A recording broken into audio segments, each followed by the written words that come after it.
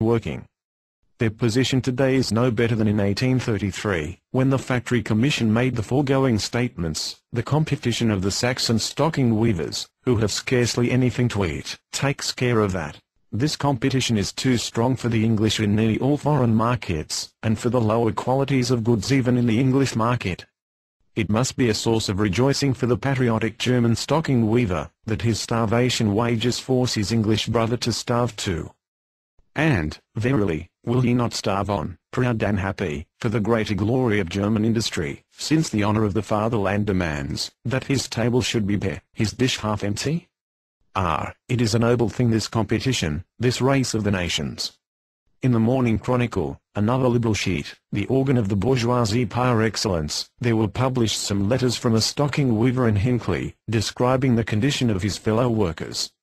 Among other things, he reports 50 families, 321 persons, who were supported by 109 frames. Each frame yielded on an average 5.5 shillings. Each family earned an average of 11s40 weekly. Out of this there was required for house rent, frame rent, fuel, light, soap, and needles, together 5s10d, so that there remained for food, per head daily, 1.5d, and for clothing nothing. No eye, says the stocking weaver, has seen, no ear heard, and no heart felt the half of the sufferings that these poor people endure. Beds were wanting neither wholly or in part, the children ran about ragged and barefoot, the men said, with tears in their eyes, it's a long time since we had any meat, we have almost forgotten how it tastes, and, finally, some of them worked on Sunday, though public opinion pardons anything else more readily than this, and the rattling noise of the frame is audible throughout the neighborhood. But, said one of them, look at my children, and ask no questions. My poverty forces me to it. I can't and won't hear my children forever crying for bread, without trying the last means of winning it honestly.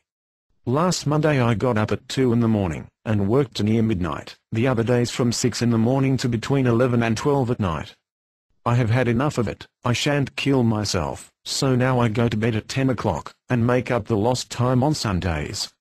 Neither in Leicester, Nottingham, nor Derby have wages risen since 1833, and the worst of it is that in Leicester the truck system prevails to a great extent, as I have mentioned.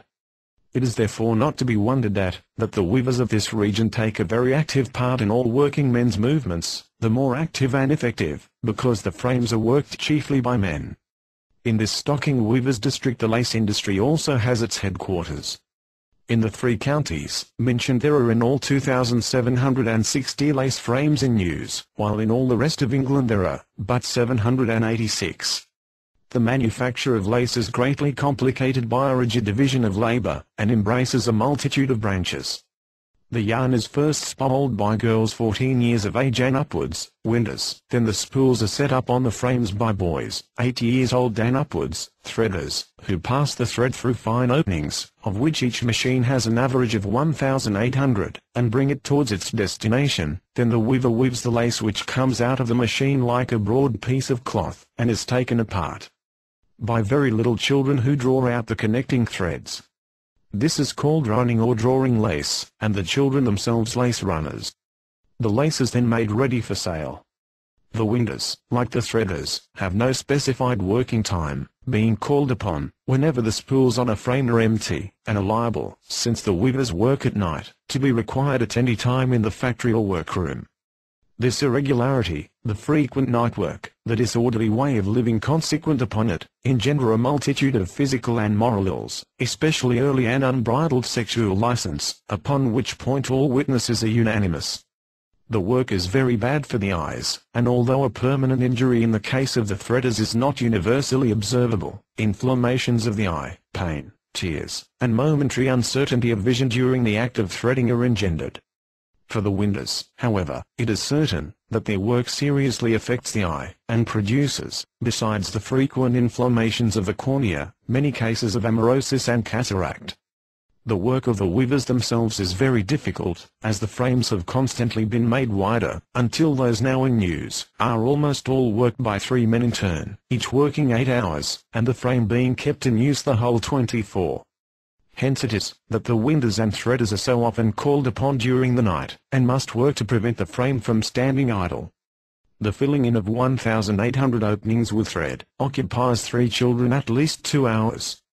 Many frames are moved by steam power, and the work of men thus superseded, and, as the Children's Employment Commission's report mentions only lace factories to which the children are summoned, it seems to follow either that the work of the weavers has been removed to great factory rooms of late, or that steam weaving has become pretty general, a forward movement of the factory system in either case. Most unwholesome of all is the work of the runners, who are usually children of 7, and even of 5 and 4 years old. Commissioner Granger actually found one child of 2 years old employed at this work. Following a thread which is to be withdrawn by a needle from an intricate texture is very bad for the eyes, especially when, as is usually the case, the work is continued 14 to 16 hours. In the least unfavorable case, aggravated nearsightedness follows, in the worst case, which is frequent enough, incurable blindness from amaurosis. But, apart from that, the children, in consequence of sitting perpetually bent up, become feeble, narrow-chested, and scrofulous from bad digestion. Disordered functions of the uterus are almost universal among the girls, and curvature of the spine also, so that all the runners may be recognized from their gait. The same consequences for the eyes and the whole constitution are produced by the embroidery of lace. Medical witnesses are unanimously of the opinion that the health of all children employed in the production of lace suffers seriously, that they are pale, weak, delicate, undersized, and much less able than other children to resist disease. The affections from which they usually suffer are general debility, frequent fainting, pains in the head, sides, back, and hips, palpitation of the heart, nausea, vomiting and want of appetite, curvature of the spine, scrofula, and consumption. The health of the female lace makers especially, is constantly and deeply undermined. Complaints are universal of anemia, difficult childbirth, and miscarriage. 192A. The same subordinate official of the Children's Employment Commission reports further, that the children are very often ill-clothed and ragged, and receive insufficient food, usually only bread and tea, often no meat for months together.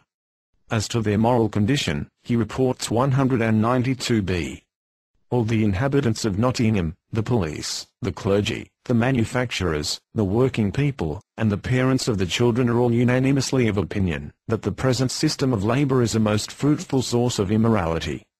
The threaders, chiefly boys, and the winders, usually girls, are called for in the factory at the same time, and as their parents cannot know how long they are wanted there, they have the finest opportunity to form improper connections, and remain together after the close of the work. This has contributed, in no small degree, to the immorality which, according to general opinion, exists to a terrible extent in Nottingham. Apart from this, the quiet of home life, and the comfort of the family to which these children and young people belong, is wholly sacrificed to this most unnatural state of things. Another branch of lace-making, bobbin lace work, is carried on in the agricultural shires of Northampton, Oxford, and Bedford, chiefly by children and young persons, who complain universally of bad food, and rarely taste meat. The employment itself is most unwholesome. The children work in small ill-ventilated damp rooms, sitting always bent over the lace cushion. To support the body in this wearying position, the girls wear stays with a wooden busk, which, at the tender age of most of them, when the bones are still very soft, wholly displace the ribs, and make narrow chests universal. They usually die of consumption after suffering the severest forms of digestive disorders, brought on by sedentary work in a bad atmosphere.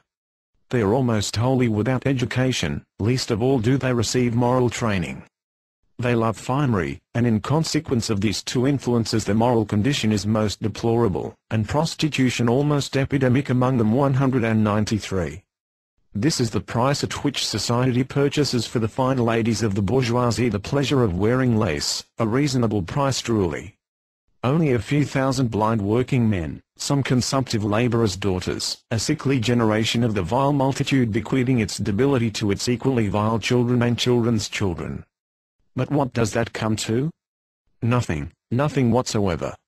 Our English bourgeoisie will lay the report of the Government Commission aside indifferently, and wives and daughters will deck themselves with lace as before. It is a beautiful thing, the composure of an English bourgeois.